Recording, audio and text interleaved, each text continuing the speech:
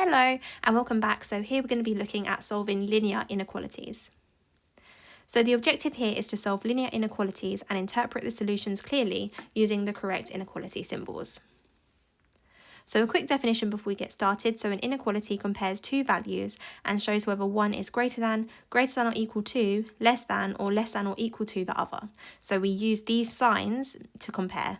So this one here, if it has a line underneath it, it means it can be equal to the value. So this one means less than, this one is less than or equal to, and this one is greater than or equal to. And then the other two, so this one is less than, and this one is more than. Okay. So here's an example. We need to solve 3x plus 5 is less than 17. So we need to find the range of values of x for which 3x plus 5 is less than 17. So to solve inequalities, we literally just solve them as we would normal equations. So if this were a normal equation with an equal sign, we would start by minusing 5 from both sides and then dividing both sides by 3. So what we're going to do in this case is minus 5 from both sides. So we have 3x is less than 12. And then dividing both sides by 3, we end up with x is less than 4. So when x is less than 4, 3x plus 5 is less than 17. So this is the solution to this question. This one here, we have 7 minus 2x is greater than or equal to 1. So again, we're going to solve this as we usually would.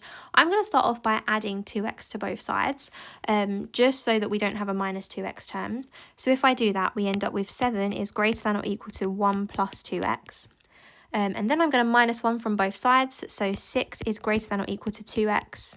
And then dividing both sides by 2, I end up with 3 is greater than or equal to x. Now, I'm actually going to write this as x is less than or equal to 3, so I'm just going to switch the order around. This means the same thing, just because it looks a bit strange when we have 3 is greater than or equal to x. It's kind of like the equivalent of having, if you had 3 equals x, that looks a bit funny. We would usually write it as x equals 3. So for the same reasons, I'm going to write it like this. Here's another example, so I'm going to solve this as I usually would. I'm going to start off by subtracting the smaller x from the bigger x, so minus 3 from both sides. So I end up with x take away 9 is less than or equal to 5. Then I'm going to add 9 to both sides, so doing that we end up with x is less than or equal to 14, and that is the answer to this question. This one here, I'm going to start off by multiplying both sides by 3. So I end up with x plus 2 is greater than 12. And then minusing 2 from both sides, I end up with x is greater than 10. This example, we have x is less than minus 2.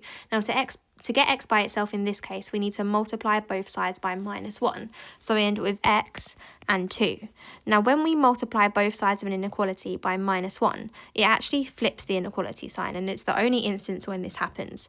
So to explain this, what we could do is pick an example of two numbers. So I know that the number 2 is less than 7. But if I times both sides by minus 1, I end up with minus 2 and minus 7. But in this case, minus 7 is actually less than minus 2, so the sign flips around. So when we times both sides by minus 1, it actually flips the inequality sign. So this is a compound inequality, so we have an expression which is bounded between two values. So we want to still get x by itself, so solving, we're always trying to get x by itself. So I'm going to minus 5 from everything. So if I do that, I end up with minus 5 is less than 2x, which is less than 10. And then I'm going to divide everything by 2, so I end up with x is between minus 2.5 and 5. So that is the answer to that question. So here's an exam style question on this topic. So if you want to have a go at this one, pause the video now and I'll go through the answer in a moment.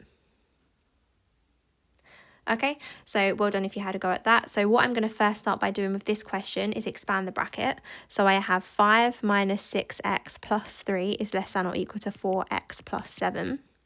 Then I'm going to simplify the left-hand side. So if I do that, I end up with 8 minus 6x is less than or equal to 4x plus 7.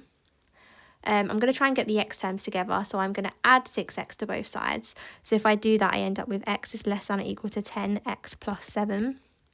And now I'm going to try and get the 7 onto the other side. So if I minus 7 from both sides, I get 1 is less than or equal to 10x.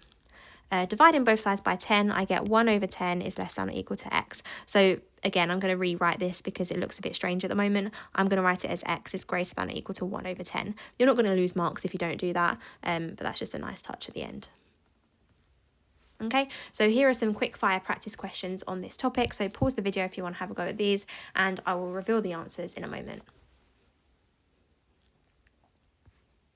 Okay, so here are your answers to these questions. Well done if you managed to get those all correct, and that's everything for this video. So I hope you found that useful, and I'll see you again in another video. Bye!